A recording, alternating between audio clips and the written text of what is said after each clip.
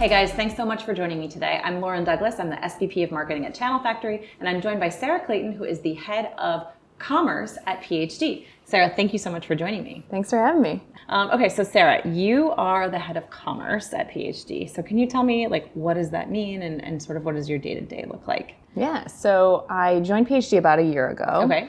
And I was brought on to kind of stand up the practice at PhD and really operationalize what we were doing in commerce for our clients.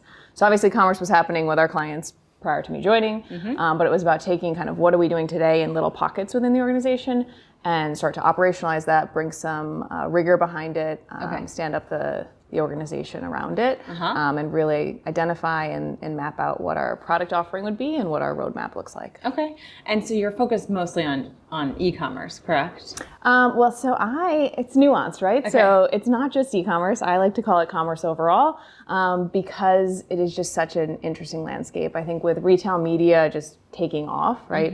3 years ago, there was probably 2 or 3 retail media players. Okay. Today, there's 10, 15. Everyone has a new offering. Okay. So just to clarify, so each retailer has their own media offerings. So like Walmart and Target and each of these big organizations has their own retail media offering. Yeah, because they were sitting on all this first-party data and realized how valuable that is now. Okay, so cool. New revenue line for all of them. And what that did for e-commerce was really make it not just online sales, but also driving back into store. And the ability to measure that with the retail networks is really powerful for our marketers. Awesome.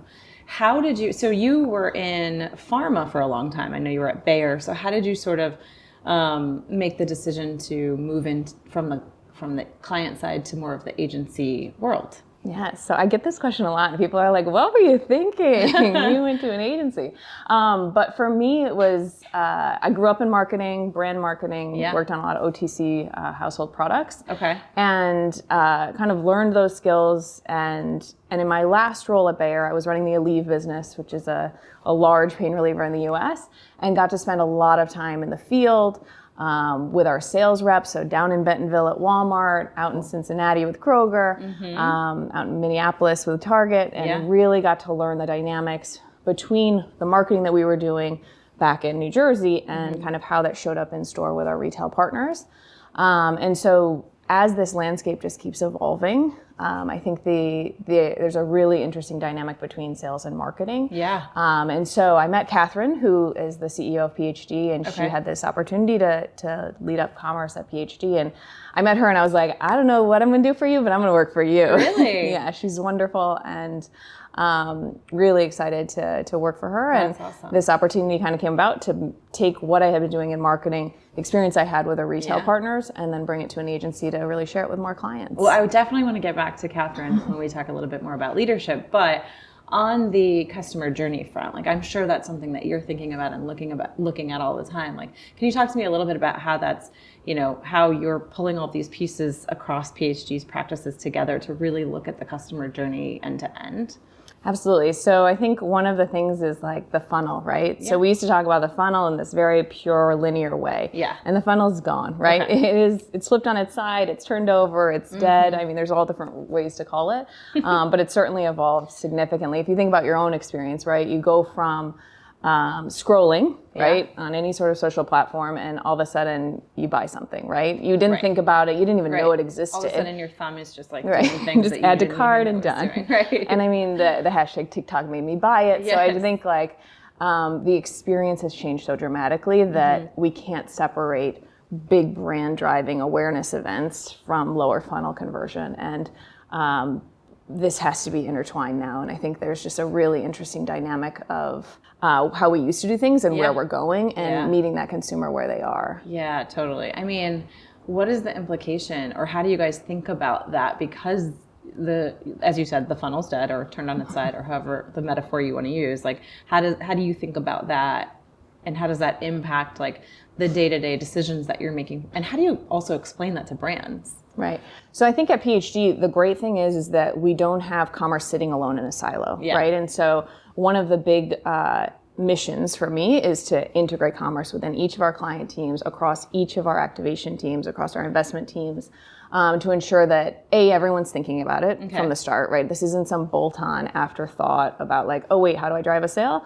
It is literally as part of the briefing process. it. Like, how do I reach my consumer in the most impactful way and make a seamless shopping experience where it makes the most sense? And before, people used to like sort of tack it on at the end as like, well, how do I also drive conversion? Now you're sort of, what you're saying is actually, let's flip that on its head. Yeah, absolutely. Okay. Cool. So you're thinking about like people shopping and how, like what they're buying and commerce from, I guess, like kind of woven into every strategy. Yeah, absolutely. I think, meet your consumer where they are and offer that up, because the shopping experience that is the most seamless and frictionless and easy to happen is the one that's going to happen. Yeah. And so making it hard for consumers or making it 5 steps away, it just isn't practical anymore. Right. And I think Amazon has trained a lot of us with like the one click. So how is the shifting consumer patterns, like how do you think about that?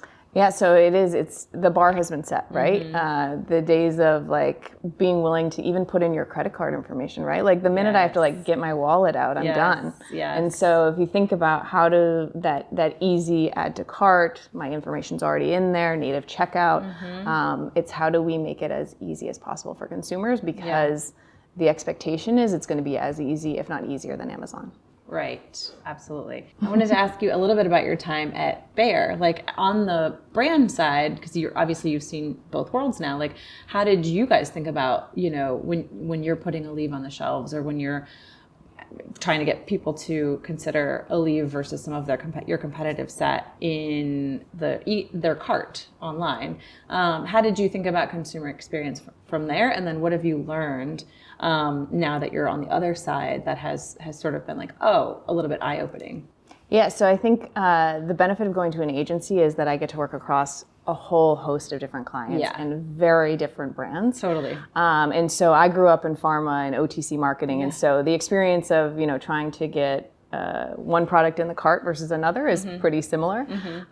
People generally it's problem solution. I have a headache, I need a medicine. I have a backache, I need a medicine. I'm constipated, I need a medicine, right? And so people wait for that symptom to occur before they go purchase. For chronic sufferers, for people who are experiencing pain every day, or migraines, right? They're people that will have product on in their shelf and at home and ready to go.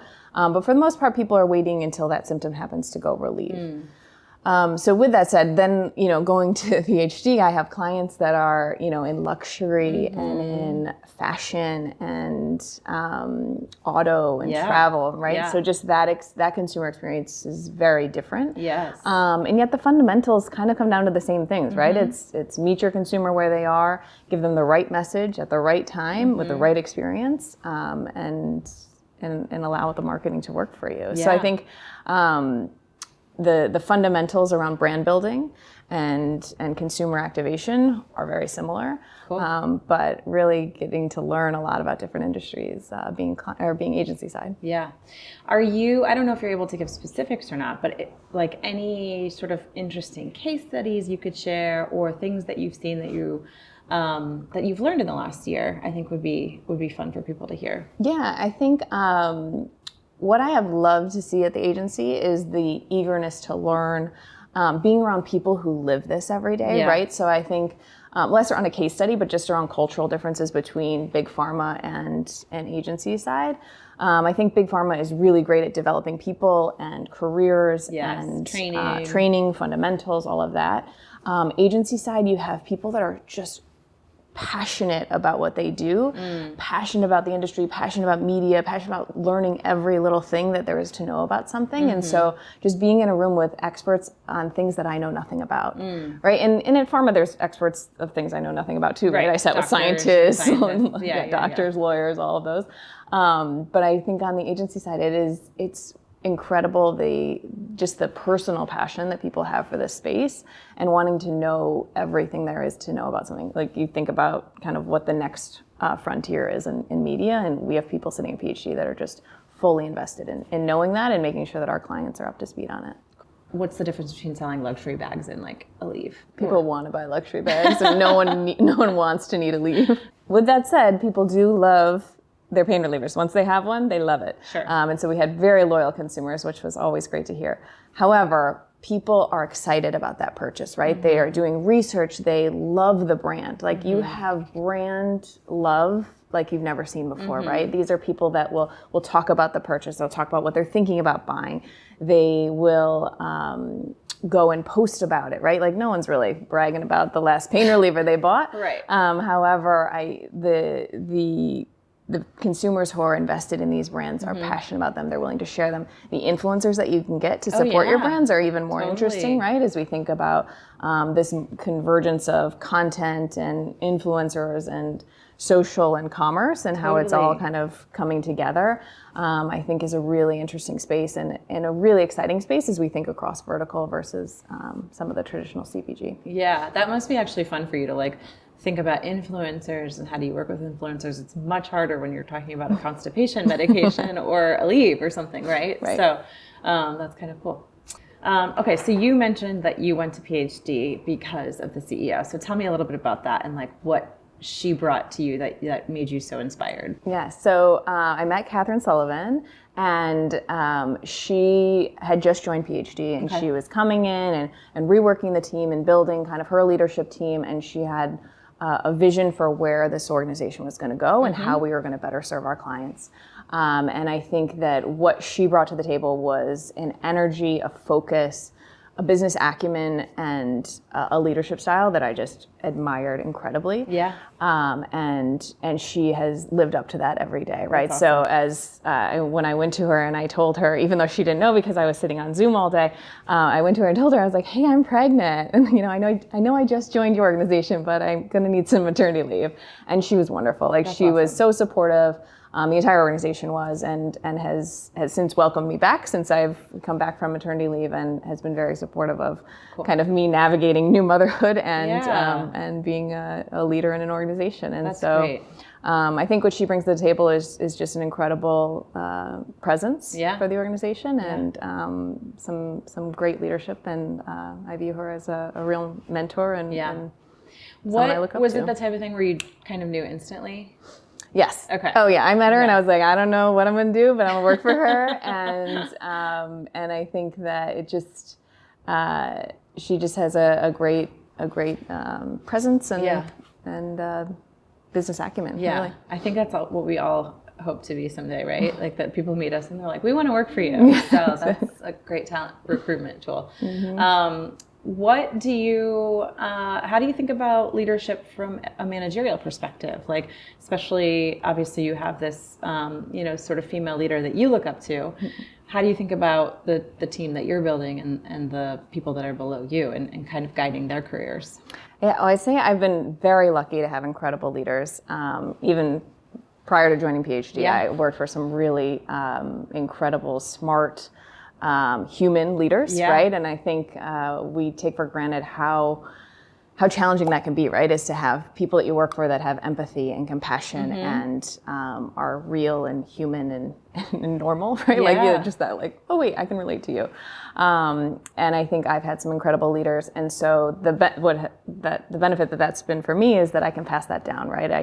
I've seen what really good looks like, and can build my team that way. I've brought on a couple of folks on my team. One who's focusing on retail media. He has an incredible skill set. Was dedicated to a client, and now has joined me at the building kind of the center of PhD commerce.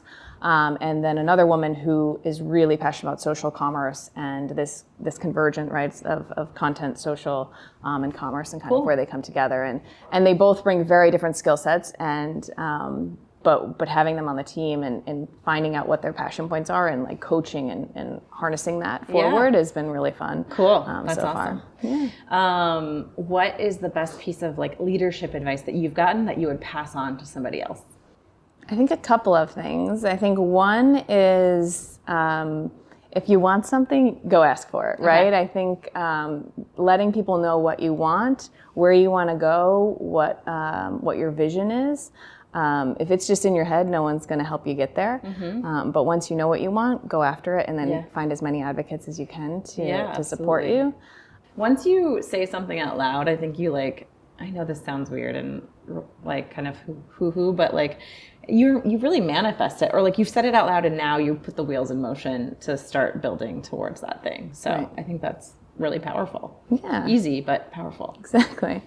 And I think if someone will give you feedback, take it, right? Yeah. I think there's organizations where no feedback is given, and that's really frustrating because you think, well, I'm doing great, and then you don't get the promotion, and you don't get the next role, and you don't get whatever. I think if you can find someone who is willing to give you honest and open feedback, take it. And feedback's one of those things where you can take it or you can leave it. But I would say take it and at least reflect on kind of what they're saying. Yeah. Even if it's not 100% where you want to focus. Totally. And like I think one of the hardest things about feedback is like it's meant to not be building you up all of the time. It's meant to be thoughtful and critical in a helpful way. And so I think that sometimes it's hard to hear it and it's like, oh my God, I'm not perfect. But like that's the point. Right. And exactly. So if you can take it, as you said, it's like a gift. Take the gift. Yeah. And I had someone say to me once, I give feedback to the people that I respect the most because I would want someone to do that to me. Yeah. And when I frame it in that lens, it makes me appreciate feedback more. Yeah. And it makes me better about giving feedback. Yeah. Like I would want someone to say that to me. And so I do that as much as I can to look out for my people. Totally. I try to give my team feedback early. So as soon as something happens, very soon after, and often, just so that they know and there's no surprises at year-end time or anything like that. Everyone kind of knows where they stand all the time. So I love that. Yeah. All right, Sarah, we're going to do a lightning round. So I'm going to ask you a couple questions. So what is your favorite social platform to use? TikTok. Okay. Because you like going down TikTok rabbit holes? Yes. All right. I love it. What's your favorite one to buy on? Instagram. Okay. What is your favorite ad you've ever seen? Ever seen? Yes. Oh my goodness. Or a favorite ad, like commercial you remember from childhood? Oh, from childhood, even better. Favorite ad I've ever seen. I have to say, my first brand ever was Excedrin. Okay. And my favorite ads were the Excedrin headache number 46, Excedrin headache number 42. Okay. I mean, they were probably before I was a child, but Yeah. I remember going through the archive and looking at the fundamentals of marketing that you learn in that, right? Of like consistency, a great campaign, a great tagline, and just a great foundation for a brand. Cool. I think mine, like long term, is Geico because it's so easy and like they've kept the same messaging for 20 years and it still works. It's so easy a caveman can do it. And then they've got their Geico and it's just 15 minutes. 15 minutes. And it's like the same messaging and everybody knows it and it will always be the same. And I don't know, there's something about like the consistency that I find really interesting from a marketing perspective. And consistent without matching luggage, right? Right. Like I think that the messaging is so consistent, the kind of brand fundamentals in there are consistent. Yes, definitely. Sarah, what's a recent ad that you've seen that you really like? I love the Old Navy ad that they built off of a guy on TikTok where he was just saying like, this is like, cue the Old Navy ad, and they basically took all the comments and made this incredible TV ad. Oh, I haven't seen that. It's really good. Yeah. Cool. What is your favorite product as a new mom? Oh my goodness, I got a whole list. But talk about just buying on Instagram, from like luxury diapers, which is ridiculous, subscription, to like bamboo quality onesies. So I love the Kite brand, which is like onesies, really soft, awesome. And then the Coterie diapers are just great too. And I love the Bobby formula. Female run CEO, incredible formula, and clean formula. And my baby loves it, so which is great. That's great. It's funny, like I was looking for a baby gift for my sister who's having a baby in June, and now the internet thinks I'm pregnant, so now all of my ads are targeted. So I'm sure that when you were pregnant, you saw the same thing. Like everything. The second that you started looking around. Yep. The minute you set up a registry, it is like, oh, here it comes. It's like, Yes, totally. Okay, cool. I don't think I have anything else for you. Thank you so much for joining. Oh, thank you for having me. Yeah, I appreciate you coming in.